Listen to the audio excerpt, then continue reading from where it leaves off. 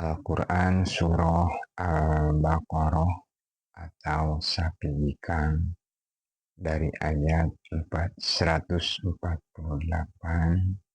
sampai ayat 150.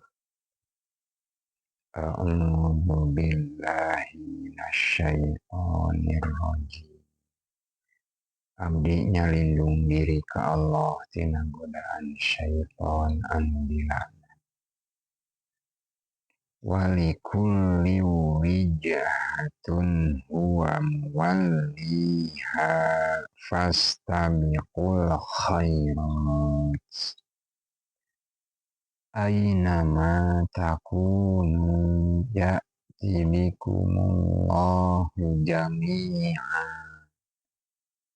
Innallaha ala kulli syai'in qadir.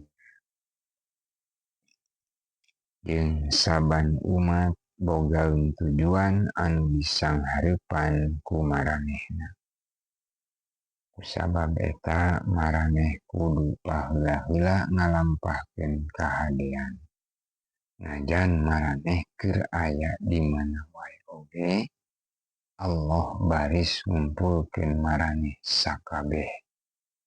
Saenyana Allah Maha Kawasa kana sagala perkara.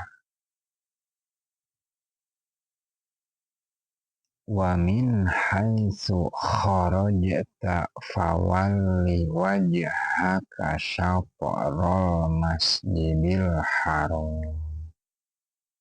wa innahu lal haqqu mir rabbik wa mallahu bighafilin amma ta'malun. Jeung najan jol ti mana bae maneh kaluar, kudu nyangharepkeun beungeut maneh kalebah Masjidil Haram. Karana nyanghareup ka Masjidil Haram teh hak ti Pangeran maraneh nyaeta Allah. Jeung Allah moal talingeuh kana saniskara anu dilampahkeun ku maraneh. Wa min haitsu kharajta fawalli wajhaka syatral masjidil haram wa haitsu ma kuntum fawallu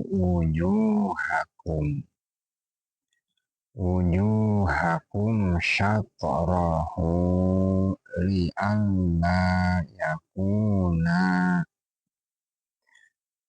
li'alla yakuna linnasi 'alaikum hujjatun illal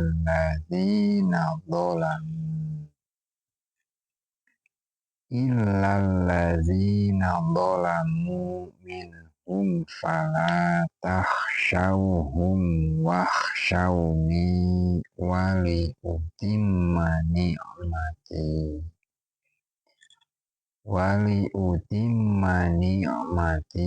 'alaikum wa la'allakum tahtadun. Jeung najan jol ti mana bae maneh kaluar, kudu nyangharepkeun beungeut maneh kalebah Masjidil Haram. Jeung najan maraneh keur aya di mana wae oge, kudu nyangharepkeun beungeut maraneh kalebah dinya. Supaya ulah jadi alesan pikeun jalma-jalma anu nyawad maraneh.